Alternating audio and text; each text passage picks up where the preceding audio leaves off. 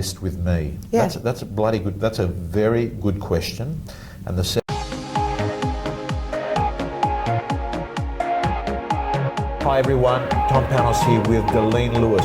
Arguably, she would have to be, in the last 20 years, the leading female real estate agent in the country based on income, dollar value sold. She's an extraordinary person. She's been a long-standing client of the business that I work with, News Corp, of course, the Wentworth Courier. Hi, Laing. Hi, Tom. How you going? Good, how are you? Good. Laing, it's so good to have you here because the number one request I have on interviews is get more girls. It's not always that easy because there's not lots and lots of females out there that do exceptionally well. You have been the number one agent for Laing Simmons for 15 years in a row. Yep.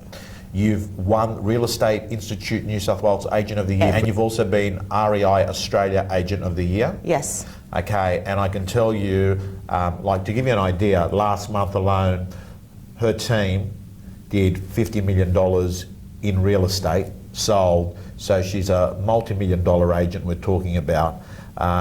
Laing, how long have you been in real estate? 23 years. 23 years, okay. So let's talk about it. You got in as a property manager? I was a PA. No, I was a PA. As a PA? Yeah. In Double Bay? Double Bay, Laing Simmons Double Bay, actually. Okay, so you're one of the owners of Laing Simmons Double Bay now and Laing Simmons Bondi Beach? Yes. So you got a job at that business as a secretary? Yeah. Okay. In, oh my God, long time, 23 years ago. So I was 20 then. Right. And I applied to a little ad in the Sydney Morning Herald. Yeah. There was no internet then. Yeah. Replied to a little ad in the Sydney Morning Herald saying they wanted a PA to the Director of Sales. Yeah. So I applied, I got the job, and I started. So, wow. Yeah, it was pretty amazing. So you went into an interview, they got the job, Yep. you started. How long did you do that for? 2 years. 2 years, and then you went into what? Well, I asked them at the time to put me in sales, Yeah. and they didn't want to. They thought I was too young, too green. Also, there weren't a lot of younger people in real estate then. It was pretty much a very established age group. Yeah. And they said to me I couldn't do it. So I left. I worked for another agency for 2 years because I thought, of course I can do it. Yeah. I thought I knew more than what I actually did. Right. But, I think that you get that experience on the ground. So I worked for another agency for a couple of years, then Laing Simmons asked me back. So I went back after 2 years. Okay. 3 years maybe. Well, they're lucky they got you back, and you're That's happy. what I keep on telling them. Yeah. Well, now you're one of the owners. I want to talk. Like a lot of the viewers that watch this are younger agents. They're Yes. people like pretty much what you did 20 years ago. Right now, I want to ask, what advice do you give to those people? Like, how did you get business in your early years? Like now, Laing Lewis has got a brand name. You are an attraction agent. People know about you. People call you. I'm sure you're on the shopping list of a lot of vendors because they see the results that you get. But in the early stages, no one knew Laing Lewis. Yeah. How did Laing Lewis go about getting business then, and how do you get business now? I think the same thing always is applied, is that you have to stay top of mind for someone. If they think about real estate, you want them to think about you. And, then we didn't have coaches, we didn't have internet. People basically was sink or swim. Right. You get in there, you've got a desk, and that's all you get. There was no sharing of databases, no sharing of listings. So basically, I knew that I just had to work harder and longer than anybody else. I used to get off the phones. If someone wanted me to show something at 8 o'clock in the morning on a Sunday, I would be there. 8 o'clock at night, I would do that. 9 o'clock at night, I would do that. I needed to establish myself. So I just realized I was younger than everybody else. I had more energy. So I thought, well, why not? So if they wanted me to do something, I would do it.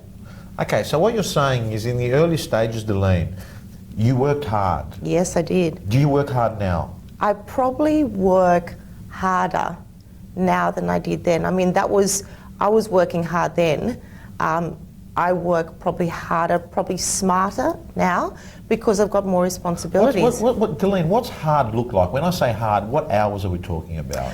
Hard isn't hard, difficult, or not enjoyable. Hard is enjoyable if you enjoy what you do, if you're passionate about what you do. So I'm not looking at it like, oh, it's such a slog, it's hard work. I just look at it as it's a responsibility that I've created for myself because I love what I do. Real estate has been great to me. Do you still love it? I love it. Like compared to 23 years ago? More. Wow. More. Real estate's been really good to me, number one. Number two, I don't see any other job that you can do what we do. We get to see great houses, get to meet interesting people. Some people are challenges, some people are a little bit easier, but it teaches you so much about yourself. Yeah. You know, the variety is phenomenal. No one day is the same. And the challenge is how good you're going to make it. If you're really good at what you do, you're going to make a lot of money. Yeah. If you're in it for, and we were talking about this before, if you're in it for the wrong reasons, you want to make a quick buck and wear a shiny suit and drive a new car, it's probably not going to make you any money. I mean, Delene, you've got a good helicopter view as to why people succeed and they don't. Both at your office, people come and go, and at other offices over the last 20 years. Why do some people make it and why do most people don't?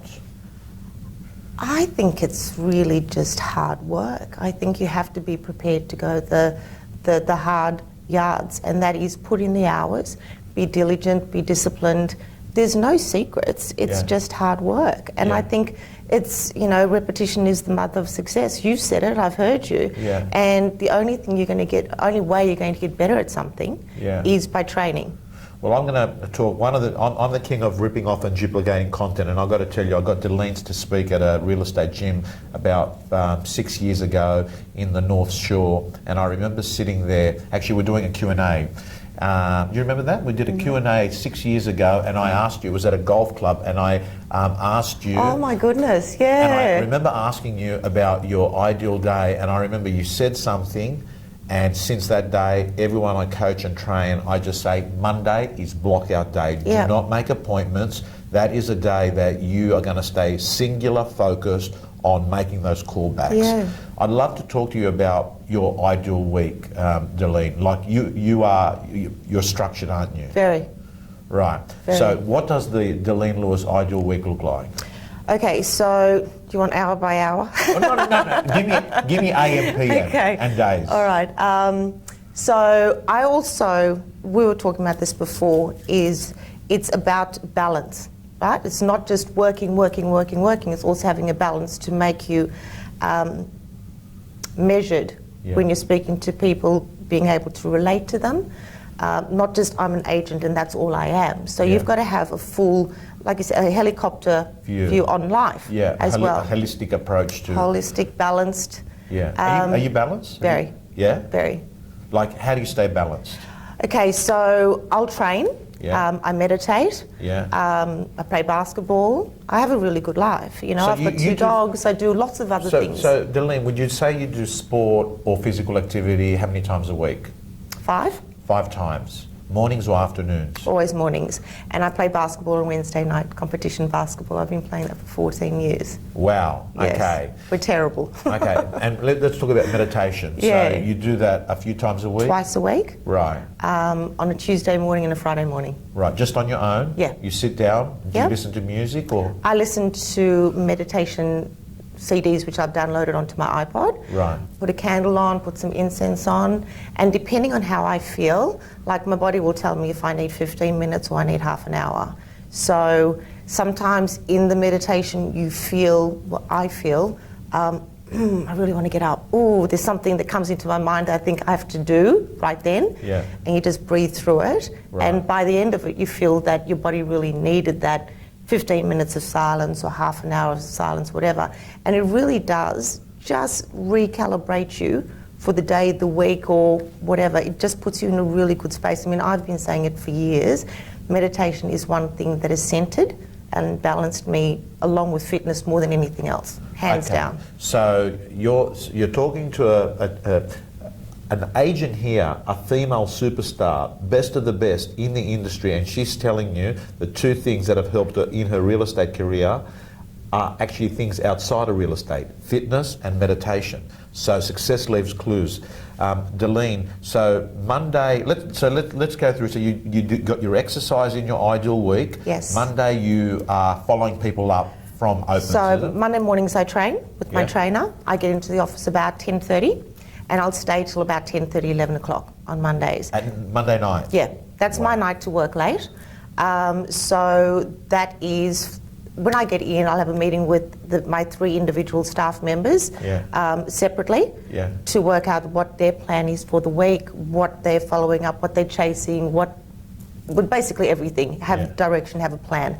And then I'm on the phones from that time till about 6:37, which is when people have dinner. Then I'll answer my emails. I mean, I'm checking my emails throughout the day intermittently. I'm not looking at my screen all the time because I'm focusing on my phone calls, my database, and focusing on my conversations I'm having with people. You know, when you hear someone on the phone while they're tapping away and they sound distracted because they're looking at their emails, that's not a conversation that I want to have. So it's focused on listening to the person on the other line. Do you pick up a lot of listing opportunities during your callbacks? Yeah. So, Delene, like, how do you sort of probe without being too nosy to try and get the opportunity to go and do a listing presentation or meeting? Just ask the question. If you've come to one of my opens, I'm going to ask you if you've got something to sell, if you're interested in having me over to take a look. I mean, it's not a secret. It's just people don't bother asking the question. Yeah. Are you interested? No. Okay, goodbye. Are you taking daytime numbers or what numbers do you normally take? I take mobiles. I always take mobiles. Sometimes if they want to give me the email addresses, if the English is not so good, I ask for that as well. How many people sit at your open with you? Is it you by yourself? My assistant at the front door, and then me inside. Or sometimes I'll stand at the front door and she'll walk inside. So, you know, it's also about having your staff be part of the process, not separate, because that's how people get to know you and your team. Beautiful. When I first started, it was all about, it's me. But now it's your team. It's about... Delene, tell me, what's your Tuesday look like? Okay, so we have our sales meeting at 9 o'clock in the morning, meditation earlier, of course. And then we have our sales meeting at 9. We will have a team meeting possibly at 10 if we haven't covered it from the day before. Then I'm at either private viewings, more listing calls throughout the day on Tuesday. That's basically blocked out until 4 o'clock. Then we have a principals meeting for our principals of Double Bay and Bondi Beach. Again, more planning our agency, planning our strategy, working out what needs to be attended to. And then I generally leave the office by about 7:30, 8 o'clock, home by 8. Wednesdays? Wednesdays, I'll start my first open at 9:15. I'll try and get a run in the morning. And then opens throughout the day, back in the office about 5 o'clock. Depending on what time my basketball game, it could be an early game, which is 6:30. Sometimes it's a late game at 9:45. So I'll work around what that schedule is. Thursday morning is training with my trainer and my husband at 7:15. I'm in the office by Thursdays and Fridays. I work out of my Bondi Beach office, so I'm in there by about 9:30, and just doing whatever needs to be done that day. Appointments. Fridays I'm in my Bondi Beach office as well, so I'll start there. I'll do my meditation. I'll start there about 9:30. Generally, I'll leave the office at about 4. There's a yoga class, great yoga class in Bondi, so I'm into that now. Friday afternoon, 4:30, and then have dinner with my husband. Saturday, run, opens, finish around 4. Saturday's a big day for you, isn't it? Like Saturday, Delene. Friday night, you don't have a big night, obviously, do you? No, we'll have dinner at my in-laws' place, something like that. Okay, so let's talk about, Delene, what I'd really want to focus in. You work in a real cutthroat marketplace. The commissions are big, the fight for the listing is high. You're obviously a good lister. What makes a good lister? What makes you good?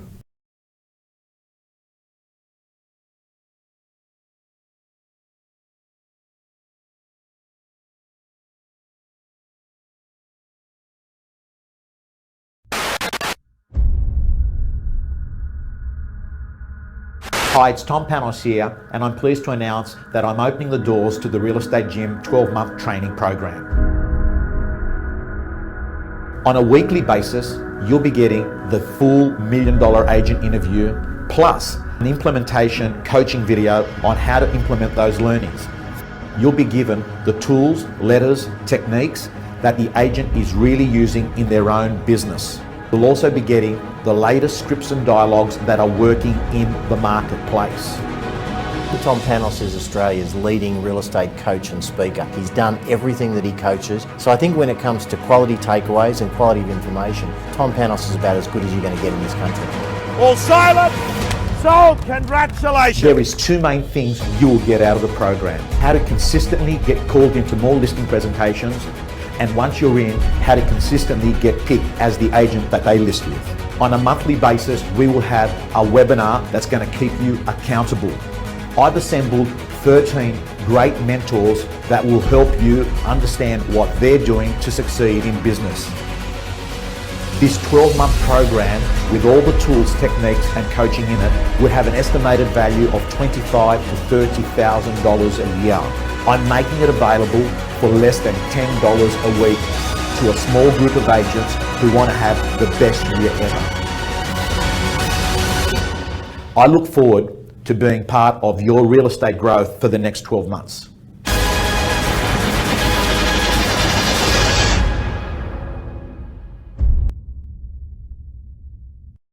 You're obviously a good lister.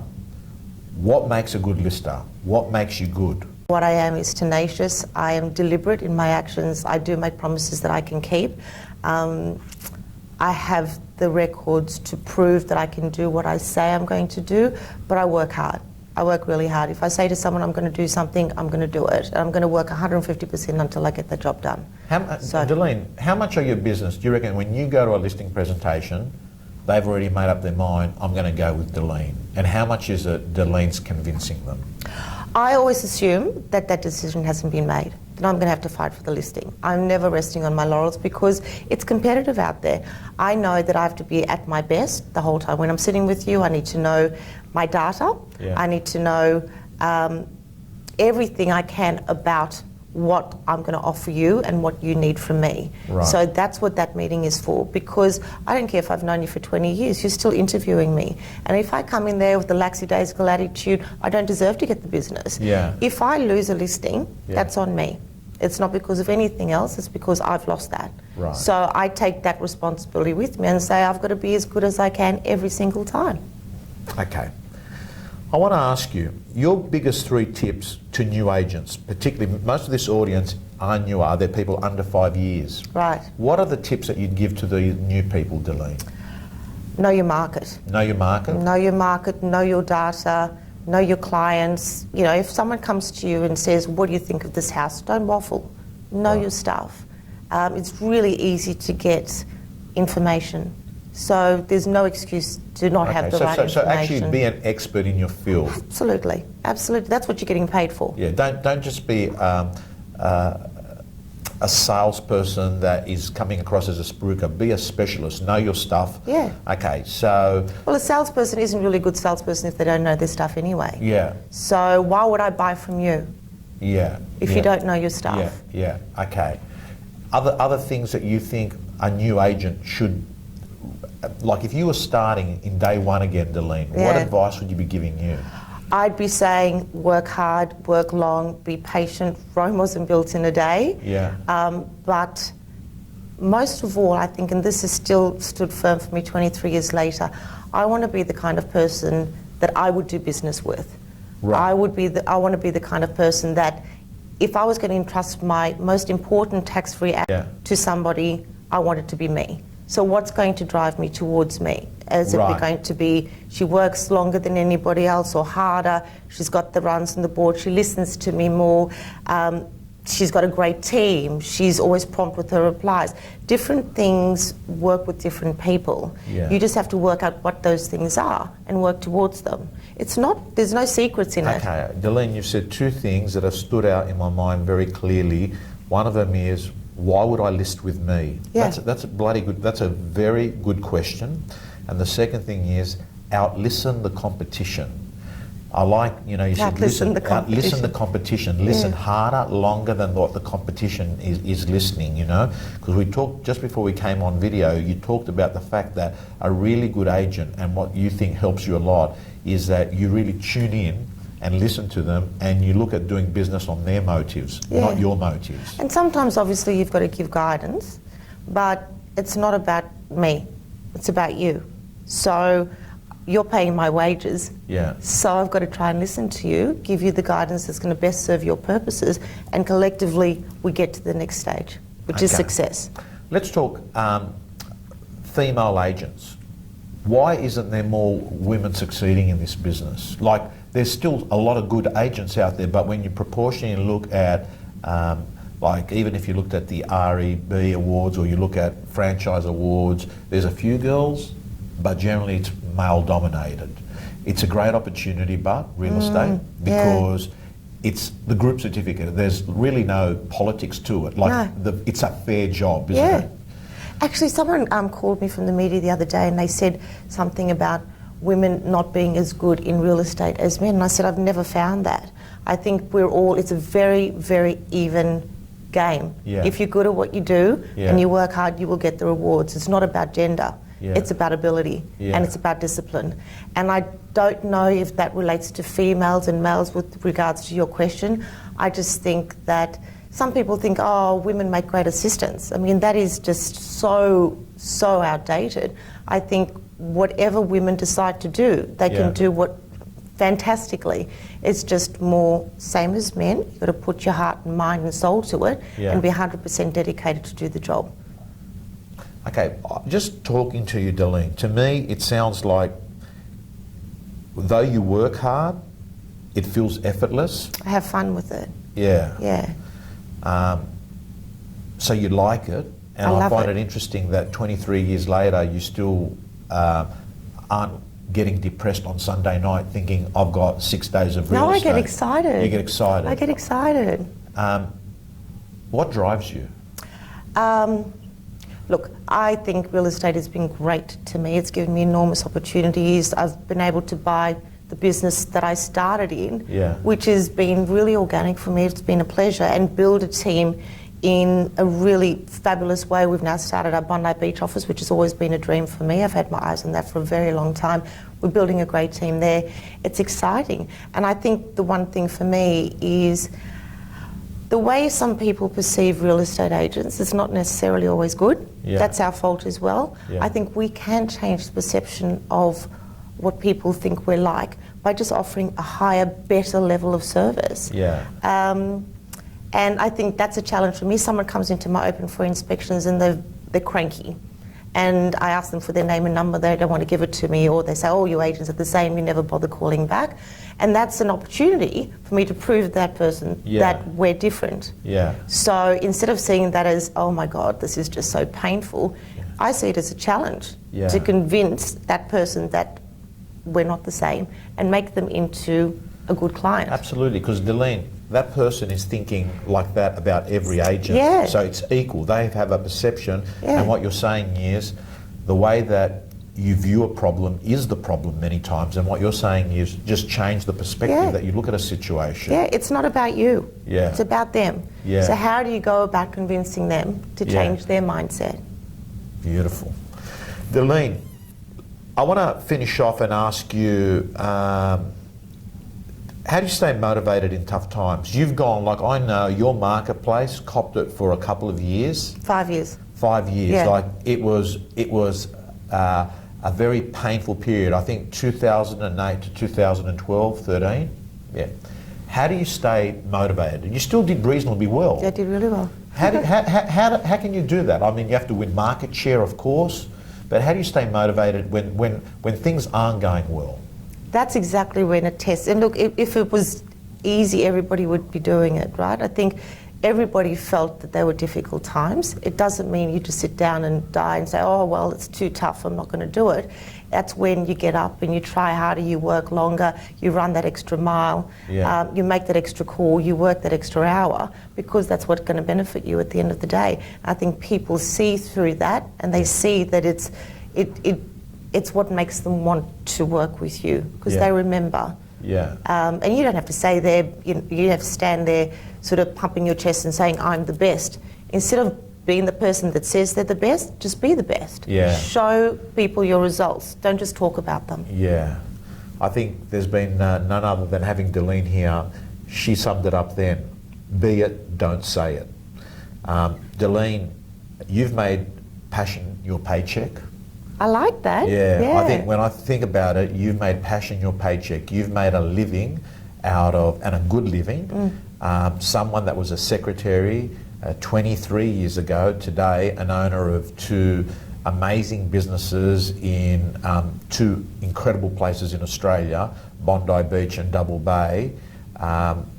This goes to show that if you love what you do and you're good at it, you'll get rewarded like no other job, like more than specialists, more than legal professions, more than doctors, if you're so good at it.